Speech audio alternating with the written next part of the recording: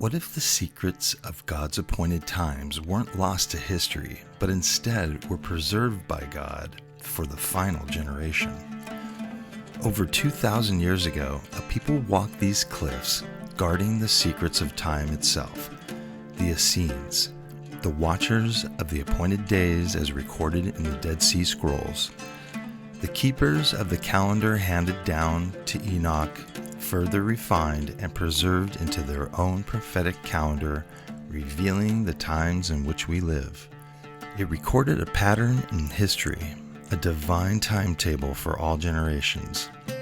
They waited for a figure that would appear once as light in darkness and would return again at the culmination of the ages. Jesus, the Messiah. And now, after more than 2 millennia of silence, the scrolls have emerged, their words whispering across the sands of time, revealing that the generation we live in is unlike any before. The clocks the Essenes set long ago is awakening.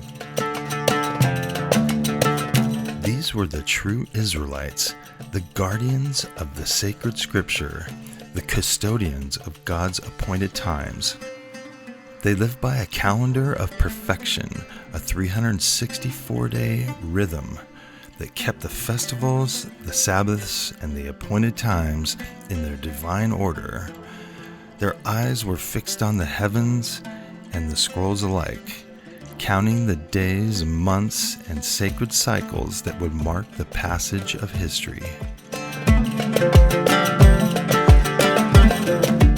Every ritual, every purification, every single careful inscription in their parchment was a declaration. History is not random. The days of the Lord will come in their appointed seasons.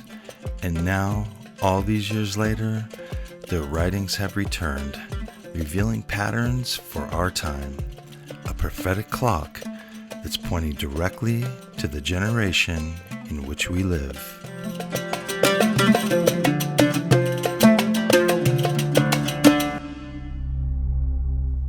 The Essenes didn't follow what they considered the corrupt calendar of the Pharisees of the temples of that day. They counted the days differently, 364 days perfectly aligned with the sun, the heavens, and the appointed feast days of the Lord.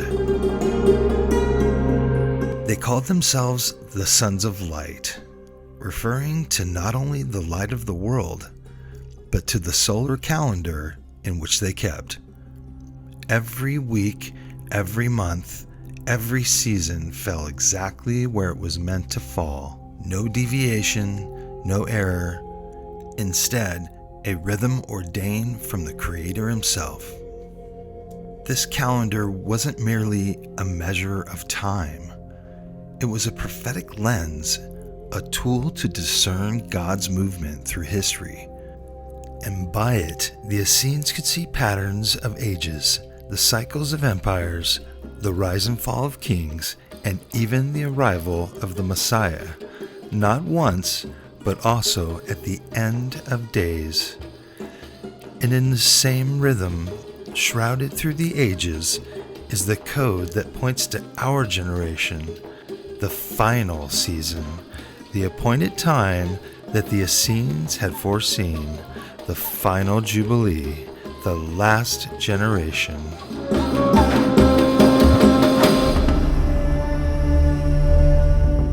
You could say that the Essenes saw history as a river flowing in God's design, dividing into ages, each with its own purpose, each part of a divine pattern. The Essenes calendar can be seen as dividing history into 3.5 ages. 3 2,000-year ages for a total of 6,000 years, followed by 1 1,000-year kingdom age for a total of 7,000 years. Mirroring the scriptural framework of 6,000 years as 6-day principle appointed to man, then 1 day of rest representing the 1,000-year millennial reign of completion. Right about now, you might be thinking to yourself, wait a minute, what about the fig tree generation? Which brings us to the main question at hand. Which generation was Jesus referring to when he said, "Truly I say unto you, this generation will not pass away until all these things have taken place"? So, is it the fig tree generation spanning from 1948 to 2028? Or could it be the final Jubilee 50-year period the Essenes spoke of, which they refer to as a generation, the last generation on their calendar? Well, what if both could be true? When doing the math, we find the overlap is simple.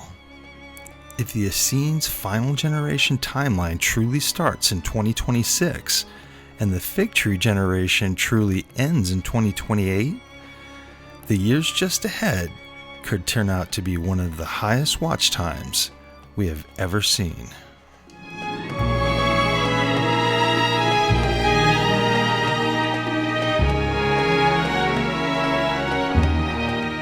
Today, these signs converge. The cycles they preserved, the patterns they guarded in the caves, they all seem to point unmistakably to this hour. It seems the last generation is no longer a distant vision. It's unfolding in front of us. The Essenes left more than history behind. They left a call for those who have eyes to see, hearts to discern, and souls ready to respond. Their calendar, their scrolls, their precise timelines were not meant to confine prophecy to the past. They were meant to awaken us in this hour. It appears that we just may be the generation that they foresaw. It's not a time for fear, but instead for clarity, a time for paying attention, a time to reflect, and a time to give recognition. As the Essenes watch the heavens and the calendar for us, so must we watch the unfolding of God's appointed times, not only for ourselves, but for others as well. The final age isn't coming, it's here, and it calls for us to discern, reflect, and prepare our hearts for the culmination of all things. For over 2,000 years, the recognition of the Essenes waited. The scrolls lay hidden, the calendar preserved, the patterns unseen by the world. And now, the signs converge. The end of the age is now upon us. The cycles they recorded are no longer a distant vision. They are now our current reality. And at the center of it all is Jesus, the Messiah, the axis of prophecy himself, the fulfillment of the first coming, and the promise of the return that will mark the culmination of the age. As we come to a close, if these words spoke to you and you feel yourself being called to God, please stop waiting and make a decision today. Follow the way, the truth, and the life.